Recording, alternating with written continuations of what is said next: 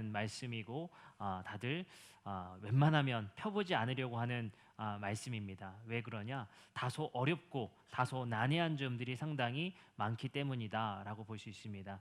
우리 교회도 언젠가 시간이 된다면 우리 요한계시록 강해를 한번 했으면 좋겠다라는 생각이 됩니다. 하지만 요한계시록을 우리가 함께 읽기가 참 어려운 이유는 난해한 이유도 있지만 요한계시록에 등장하는 많은 상징들과 은유들, 표현들이 구약 성경을 이해하지 않고서는 읽기가 어려운 점들이 있기 때문에 우리가 구약 성경을 잘 공부해야 또 요한계시록을 건강하게 바르게 읽을 수가 있습니다.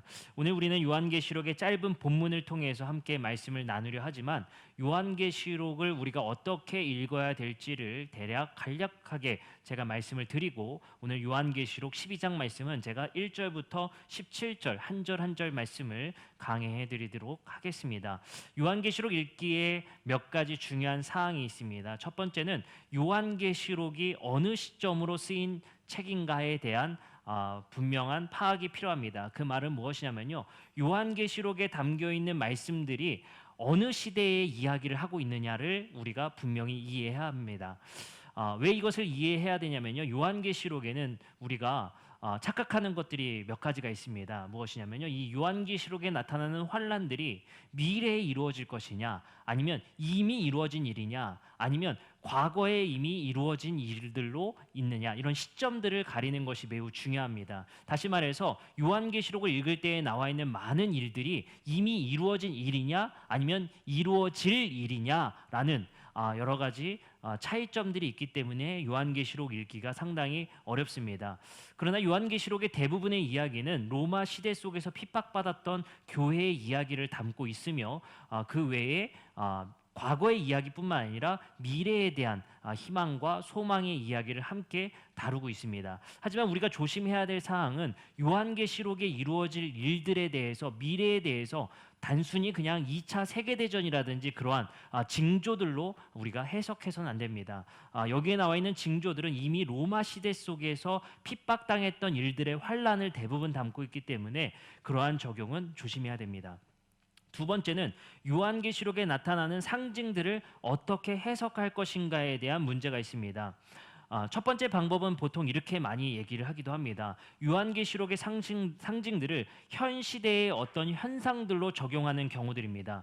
그래서 이런 경우들 많이 보셨죠? 요한계시록에 나와 있는 666 그리고 짐승의 표, 이런 표현들이 나오는데 예전에는 짐승의 표가 바코드 뭐 이렇게 말하는 분들도 있었고요. 666도 그 바코드에 담겨 있는 그런 숫자들이다. 이렇게 해석하는 경우들도 많았습니다. 그러나 이런 해석들은 매우 위험하다라고 말씀드릴 수 있습니다. 짐승의 표를 받는다라는 것을 근래에는 가장 핫했던 또 트렌드는 그런 거였어요. 베리칩이다 해서 칩을 심으면 짐승의 표를 받는 것이다. 이러한 이야기들이 있는데 이런 것은 성경을 해석하는 방식의 잘못된 방식 중에 하나입니다. 두 번째, 그러면 우리는 어떻게 요한계시록의 상징들을 해석할 것인가를 봐야 합니다. 요한계시록에 나와 있는 우리가 이해하지 못하는 여러 상징들은 대부분 구약 성경에 나와 있는 표현들을 쓰었기 때문에 표현들의 상징들을 우리가 보기가 어렵다라는 것을 알 수 있습니다. 제가 예를 들어서 여러분들에게 말씀드려 보도록 하겠습니다. 오늘 본문 속에서 14절의 말씀에 보면 이런 말씀이 있습니다. 그 여자가 큰 독수리의 두 날개를 받아 광야 자기 곳으로 날아가 거기서 그 뱀의 낯을 피하여 한 때와 두 때와 반 때를 양육받는다. 우리는 여기서 한 때와 두 때와 반 때를 양육받는다라고 하는데 이 한 때와 두 때와 반 때가 얼마만큼의 기간인지가 상당히 어렵고 이 기간의 의미가 무엇인지를 우리는 알기가 어렵습니다. 근데 구약 성경을 잘 보면 다니엘서 7장 25절에 이런 말씀이 있습니다. 그가 장차 지극히 높으신 이를 말로 대적하고 또 지극히 높으신 이의 성도를 괴롭게 할 것인데 그가 또 때와 법을 고치고자 할 것이며 성도들은 그의 손에 붙임 바 되어 한 때와 두 때와 반 때를 지내리라. 그렇기 때문에 여기서 우리가 말씀을 보면요, 요한계시록 14절 말씀은 다니엘서 7장 25절에 나와 있는 환란의 때, 한 때와 두 때와 반 때를 인용한 것입니다. 그렇기 때문에 이것은 언제냐를 말하려고 하는 것이 아니라 다니엘서에 나와 있는 그 예언의 기간을 요한계시록에서 차용하고 인용하여서 말한 것입니다. 그렇기 때문에 이것을 한 때와 두 때와 반 때가 시기적으로 언제인가를 분석하는 것은 좋은 방법이 아니라는 것을 여러분들에게 말씀드립니다. 그리고 오늘 본문에서도 나와 있는 여러 가지 상징들을 제가 구약 성경과 인용해서 말씀을 드리도록 하겠습니다. 마지막 세 번째는 요한계시록의 장르에 대한 이해입니다. 요한계시록을 보통 우리는 묵시문학이다라고 부릅니다. 그 말은 무엇을 이야기하냐면요, 난해한 상징들과 그리고 환상들로 가득한 책이기 때문에 우리는 그것을 묵시문학이다라고 우리는 부릅니다. 우리는 이런 비슷한 장르로서 구약 성경의 다니엘서를 꼽을 수가 있습니다. 근데 다니엘서와 요한계시록에 나와 있는 여러 환상들, 뭐 용이라든지 뭐 뱀이라든지 뭐 곰이라든지 이런 동물들도 나오고 우리가 이해하지 못하는 동물들의 모습들도 많이 나타나게 됩니다. 이러한 두 책의 공통점을 보면요, 다니엘서와 요한계시록 모두 핍박의 시기 또는 포로 시기에 쓰여 있다라는 것을 우리는 알 수가 있습니다. 이 책이 쓰인 시기가 다니엘서와 요한계시록 모두 핍박이나 포로의 시기에 쓰였다는 사실이라는 겁니다. 그 말은 무엇이냐면요, 묵시문학의 특징은 자신들을 압제하는 제국들 속에서 쓰여졌기 때문에 노골적으로 글로 쓰려고 한 것이 아니라 자신들만 아는 상징적인 언어로 제국을 비판하고 제군의 핍박과 제국의 환란을 우리에게 주는 이유들을 상징적인 언어로 자신들만 이해할 수 있는 언어의 상징들로 쓰여졌다라는 사실을 우리는 이해하게 됩니다. 이러한 세 가지 관점을 가지고 요한계시록을 읽는 것이 가장 건강한 그리고 가장 좋게 읽는 방식이 아닐까 생각이 됩니다. 이러한 사항을 여러분들 참고해 주시고 오늘 본문 12장 말씀의 1절부터 17절 말씀을 우리가 함께 보도록 하겠습니다. 12장 1절부터 말씀을 한번 보도록 하겠습니다. 12장 1절 우리 함께 다 같이 한번 읽어보도록 하겠습니다. 다 같이 읽겠습니다. 시작.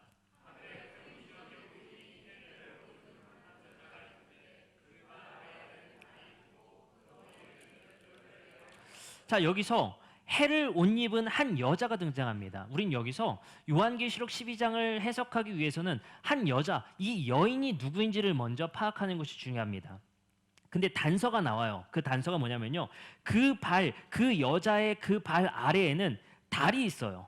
그리고 그 머리에는 12별의 관을 썼습니다. 이것은 우리의 세계관으로는 도무지 이해할 수 없는 상징입니다. 하지만 이것은 분명히 구약 속에서 나와 있는 상징입니다.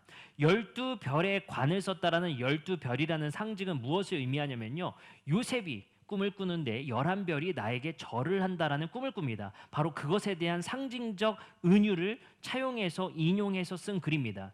그래서 12별을 여인이 썼다라는 것은 12지파를 상징하는 그 별을 쓴 여인이라는 것입니다. 다시 말해서 이 여인은 12지파라는 이스라엘 민족의 기원에 있는 교회 공동체를 말하는 것입니다.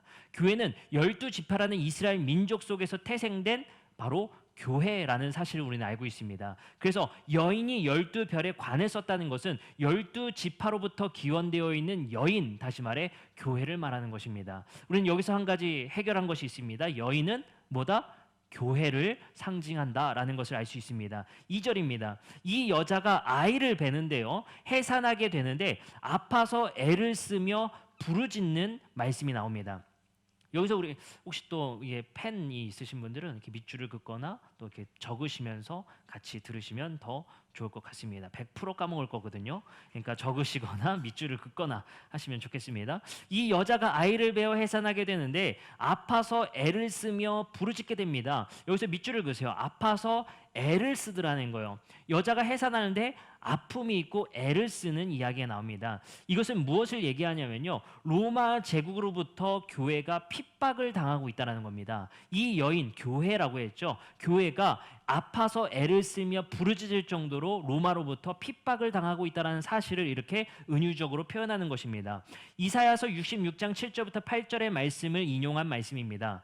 제가 말씀을 읽어드릴게요. 시온은 진통을 하기 전에 해산하며 고통을 당하기 전에 나말을 낳았는데 이러한 일을 들은 자가 누구이며 이러한 일을 본 자가 누구냐? 나라가 어찌 하루에 생기겠으며 민족이 어찌 한순간에 태어나겠느냐? 그러나 시온은 진통하는 즉시 그 아들을 순산하였도다. 여기서도 시온이 진통을 하게 되죠. 시온은 이스라엘을 상징하죠. 다시 말해 지금 우리 요한계시록의 어법으로는 교회입니다. 교회가 진통을 해서 그 아들을 낳습니다. 근데 그것은 그 고통은 여러 가지 환난들을 상징하고 있다라는 사실을 요한은 알고 있었습니다. 그래서 구약 성경에 이사야서 66장 7절부터 8절까지 이스라엘이 낳은 남아에 대한 이 66장 말씀을 알고 있었기 때문에 자신들이 지금 당하는 고통과 환난 속에서 태어날 남아에 대해 상징적으로 이사야의 말씀을 인용한 겁니다. 자, 그리고 말씀이 이어집니다. 자, 3절입니다. 하늘에 또 다른 이적이 보이는데 보라, 한 큰 붉은 용이 있어 머리가 7이요 뿔이 10이라. 그 여러 머리에 7 왕관이 있는데, 우리 이 3절 말씀을 이해하기 전에 2절에 한 가지를 놓쳤네요. 이 여자가 아이를 베어 해산하게 되는데 아파서 애를 쓰며 부르짖더라에, 아파서 애를 쓰며 부르짖는다라는 것은 그 당시에 로마 제국의 교회를 핍박하고 있다라는 사실을 말해준다고 했습니다. 그러면 여기서 그 아이가 뭐냐는 겁니다. 아이, 여기서의 아이는 시온이 낳은 그 아들 이라고 말하는 이사야서 66장 7절에 8절의 말씀을 인용한 것인데, 여기서는 쉽게 말씀드리면 예수님입니다. 예수님을 그 교회가 낳게 되었다라는 사실을 말해주고 있습니다. 3절입니다. 하늘에 또 다른 이적이 보이니 보라, 한 큰 붉은 용이 있어 머리가 7이요 뿔이 10이라. 그 여러 머리에 7 왕관이 있었는데 그 꼬리가 하늘의 별 3분의 1을 끌어다가 땅에 던지더라. 용이 해산하려는 여자 앞에서 그가 해산하면 그 아이를 삼키고자 했더라라는 말씀입니다. 여기서 용이 무엇이냐라고 하면은 이 용은 바로 우리가 잘 알고 있는 사탄이다 라고 말씀드릴 수 있습니다. 이 큰 붉은 용은 사탄을 요한계시록에서는 일관되게 표현합니다. 그것은 9절의 말씀에 쓰여 있죠. 큰 용이 내쫓기니 옛 뱀 곧 마귀라고도 하고 사탄이라고도 하며 온 천하를 꿰는 자가 그 온 땅에 내쫓긴다. 여기서 분명히 옛 뱀 곧 용은 마귀라고도 부르며 사탄이라고도 부르는 존재라는 것을 우리는 알 수 있습니다. 자, 그래서 3절과 4절의 말씀은 4절의 말씀에 그 꼬리가 하늘의 별 3분의 1을 끌어다가, 그 뱀이요 그 용이 하늘의 별 3분의 1을 끌어다가 땅에 던지게 됩니다. 그래서 용이 해산하려는 교회 앞에서 그가 해산하면 그 아이를 죽이고자 합니다. 이것은 바로 헤롯 대왕이 예수를 죽이고자 했었던 그 이야기를 상징적으로 이야기로 풀어서 넣은 것입니다. 그럼 우리는 여기서 한 가지 사실을 알 수 있습니다. 헤롯 대왕이 예수를 죽이려고 했었던, 남아 아이들을 죽이려고 했었던 그 유아 살해 사건은 바로 헤롯 배후에 사탄이 있었다는 사실을 요한계시록에서 말하고 있습니다. 그리고 4절의 말씀에 그 뱀의 꼬리, 그 용의 꼬리가 하늘의 별 3분의 1을 끌어다가 땅에 던진다라는 표현이 있습니다. 이것은 무엇을 얘기하냐면요, 하나님을 반대하여서 그분의 창조 질서를 깨트리는 존재라는 것이 바로 사탄이라는 것을 말해주고 있습니다. 어찌됐든 그 사탄은 예수 그리스도를 죽이려고 했고 예수 그리스도의 그 육신을 해하려고 했다라는 사실이 4절에 등장합니다. 5절입니다. 그럼에도 불구하고 교회가 아들을 낳습니다. 이는 장차 철장으로 만국을 다스릴 남자입니다. 그리고 그 아이를 하나님 앞과 그 보좌 앞으로 올라가더라. 이 5절의 말씀은 그러한 핍박과 그러한 환난 속에서도 예수 그리스도는 탄생하게 되었고 그는 만국을 다스릴 남자이다라고 말합니다. 우리가 잘 알고 있는 예수님이죠. 근데 그 아이를 하나님 앞과 그 보좌 앞으로 올라가더라. 이것은 바로 예수 그리스도께서 죽으시고 부활하신 후에 승천하셔서 하나님 우편에 계시다라는 사실을 5절에서 말씀하고 있는 것입니다. 6절입니다. 6절은 그 여자, 다시 말해 교회가 이제 예수 그리스도가 승천하신 후에 광야로 도망하게 됩니다. 광야로 도망해서 거기서 1260일 동안 그를 양육하기 위하여 하나님께서 예비하신 곳에 있게 됩니다. 다시 말해서 이제 교회는 그 뱀의 낯을 피해서 광야로 도망가 있다라는 것을 6절에 말합니다. 그리고 이제 7절부터 12절은요, 이제 중간에 삽입되어 있는 이야기인데 이 이야기는 다소 어렵습니다. 제가 간략하게 좀 설명을 좀 드리도록 하겠습니다. 이게 뱀, 마귀, 사탄이라고 말하는 존재에 대한 이야기인데 하늘에서 그 싸움이 있었다는 거예요. 7절부터 보겠습니다. 하늘에 전쟁이 있었는데 이 하늘이라는 것은 스카이, 우리가 보고 있는 구름이 있는 하늘을 말하는 것이 아닙니다. 헤븐을 얘기하는 것인데 하나님이 계신 그 어떤 천상의 세계를 말하는 것입니다. 그 천상의 세계의 전쟁이 있었는데 미가엘이라는 천사와 그의 사자들이 용, 사탄과 더불어 싸우는데 용과 그의 사자들도 싸우게 됩니다. 근데 그들이 이기지 못하여서 다시 하늘에서 그들이 있을 곳을 얻지 못하게 됩니다. 큰 용이 내쫓겨서 옛뱀, 곧 마귀라고도 하고 사탄이라고도 하며 온 천하를 꾀하는 자가 땅으로 내쫓기게 됩니다. 그죠? 그리고 10절과 11절은 뭐냐면요, 그 전쟁의 승리의 찬양을 10절과 11절에서 부르게 됩니다.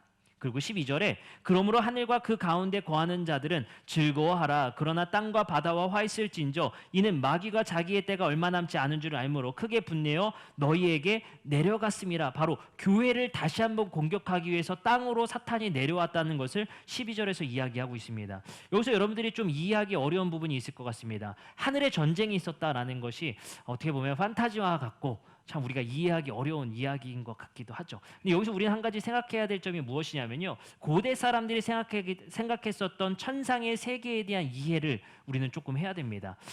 이걸 어떻게 이해할 수 있냐면요, 이렇게 이해를 좀 시켜드릴 수 있을 것 같습니다. 창세기 1장 26절의 말씀에 보면 우리 인간을 하나님의 형상으로 창조하는데 놀라운 말씀 한 가지가 등장합니다. 우리를 하나님의 형상으로 창조하자라고 말씀하신 게 아니라 우리가 우리의 형상대로, 하나님의 형상대로 창조하자는 말이 나와요. 다시 말해서 우리의 형상대로, 우리가 하나님의 형상대로 창조하자라는 얘기가 있어요. 다시 말해 하나님이 하나님의 형상으로 창조할 때 우리, 복수라는 형태가 쓰여요. 하나님 한 분만 계신 것이 아니라 우리라는 그룹이라는 것처럼 느껴지는 말씀이 있다는 것입니다. 우리의 형상대로 우리가 그렇게 하자라는 말씀이 있습니다. 이것은 고대 시대의 천상의 회의를 하는 이야기를 그대로 창세기에서 드러난다는 사실을 알 수 있습니다. 다시 말해 천상의 세계에 하나님뿐만 아니라 천사와 천사장으로 구성된, 어떻게 보면 이렇게 말씀드리면 편할 것 같습니다. 대통령이 있고 그 대통령이 이 땅을 통치하기 위한 행정관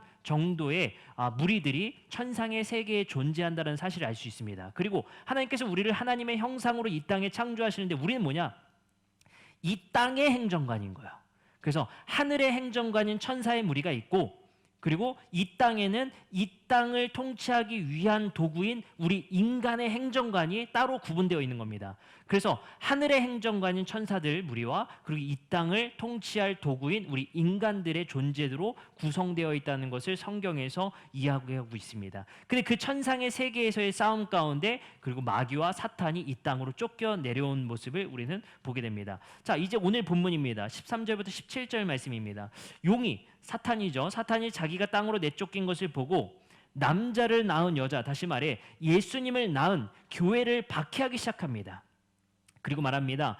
그 교회가 큰 독수리의 두 날개를 받아 광야 자기 곳으로 날아가 거기서 그 뱀의 낯을 피하여 한 때와 두 때와 반 때를 양육받습니다. 여기서 우리는 14절의 오늘 말씀에 집중하려고 합니다. 다시 말해서 교회는 지금 현재 로마 시대부터 지금까지 사탄의 공격을 받는 존재이며 지금 시기 속에 살아가고 있으며, 이 교회는 하나님의 보호하심을 받아서 광야에 존재하고 있다는 사실을 우리에게 말하고 있습니다.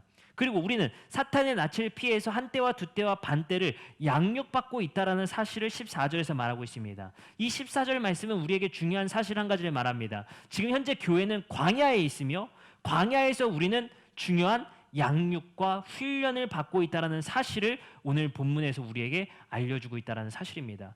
사탄은 계속해서 교회를 공격하고 교회를 해하려 합니다. 그리고 교회에 갈등을 일으키려고 하고 교회를 해산시키려고 합니다. 하지만 교회는 광야로 피해서 하나님의 보호하심, 다시 말해 큰 독수리의 두 날개의 보호하심을 받아 이곳에서 하나님의 양육과 훈련을 받습니다.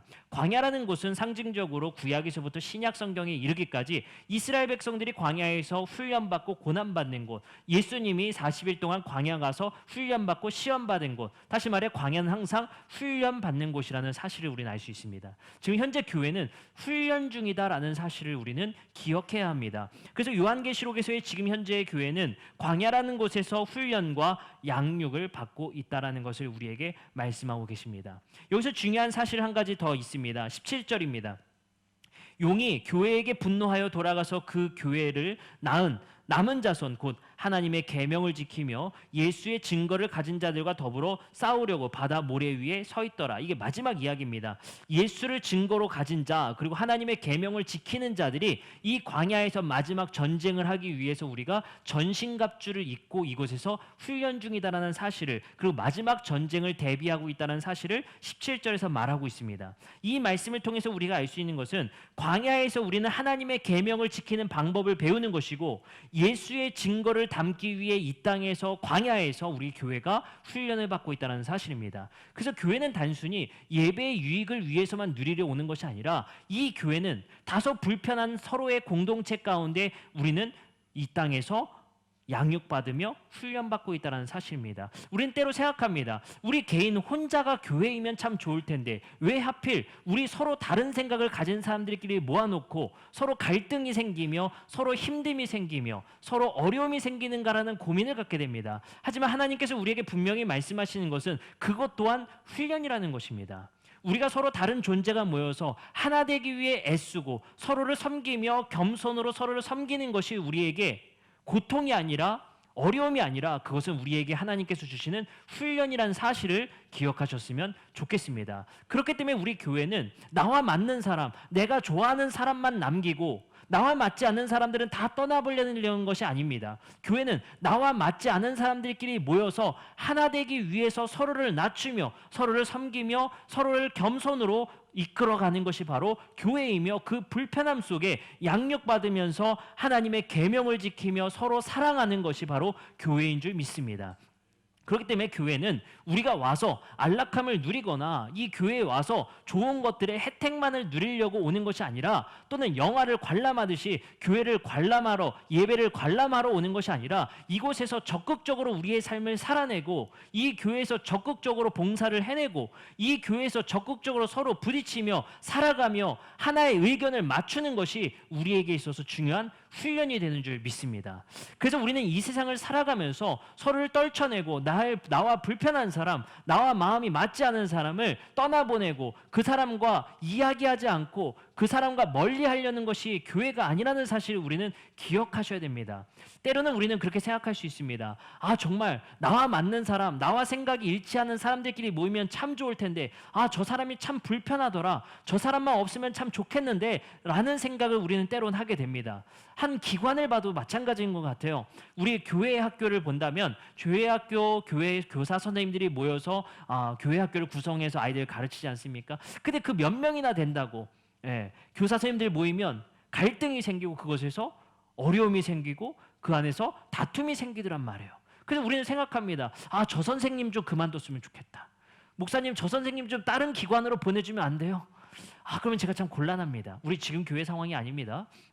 그런 일들이 다반사로 있다는 겁니다. 그게 보내달라는 거예요.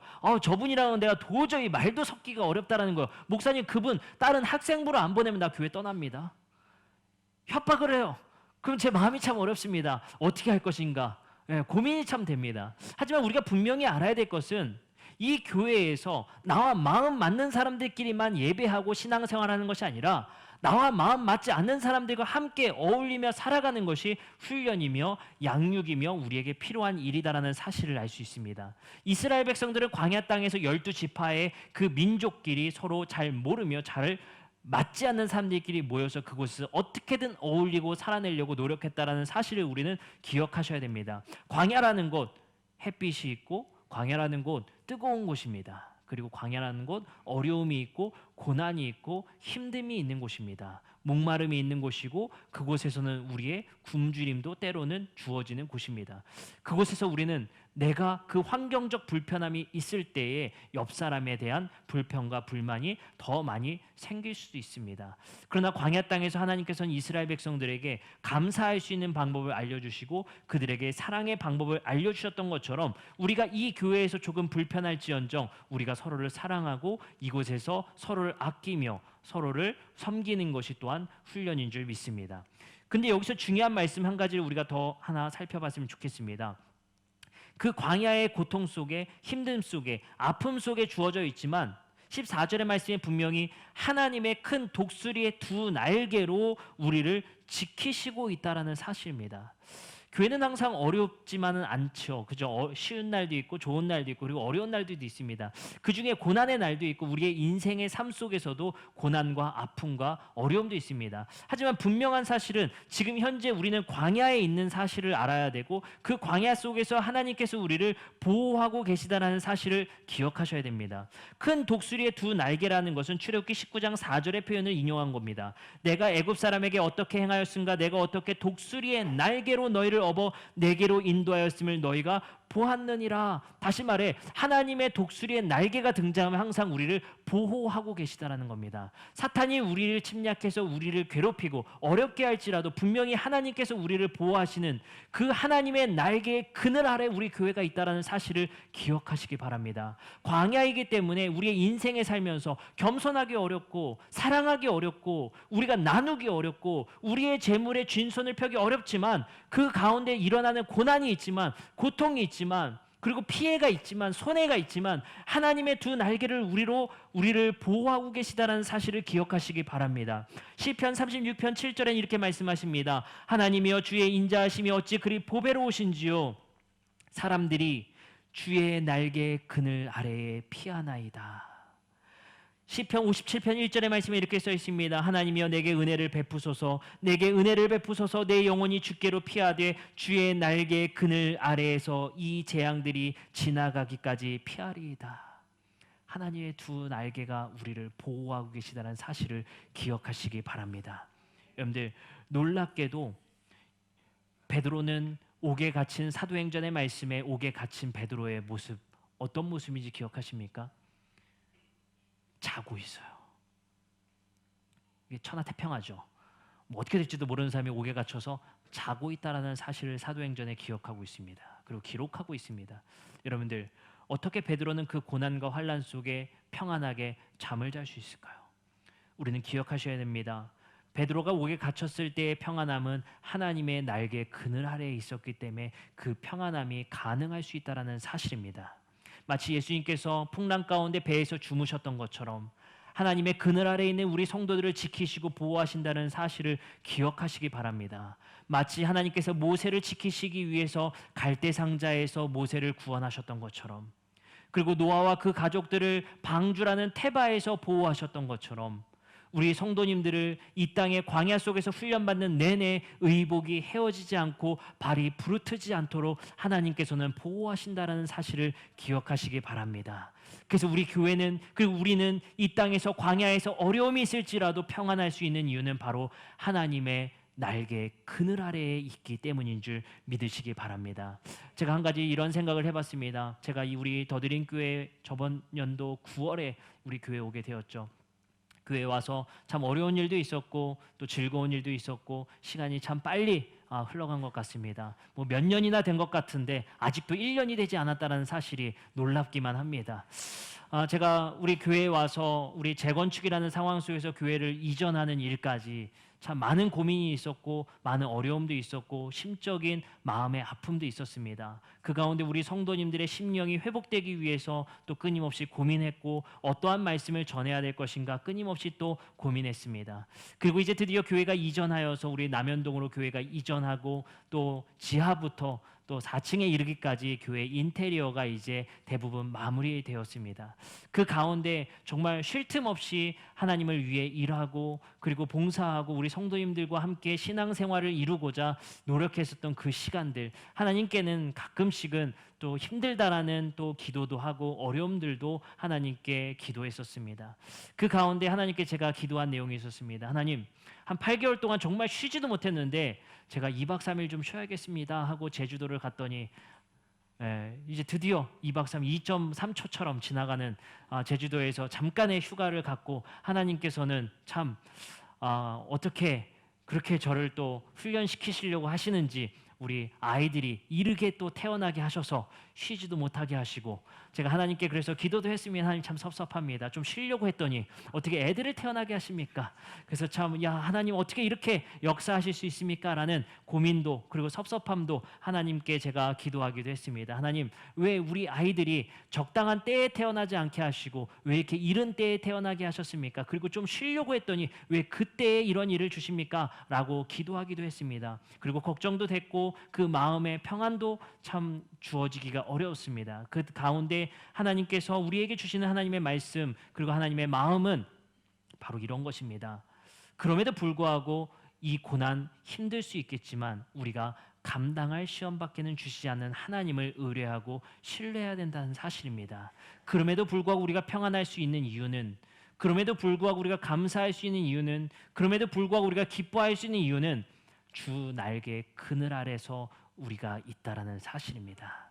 여러분들이 고난당하고 아픔이 있고 힘듦이 있지만 그 고난과 아픔과 힘듦은 당신의 그늘 아래에서 당하는 고난인 줄 믿습니다. 그렇기 때문에 우리는 견딜 수 있는 것이고 그 그늘 아래서 쉼을 얻고 안식을 취할 수 있는 줄 믿습니다.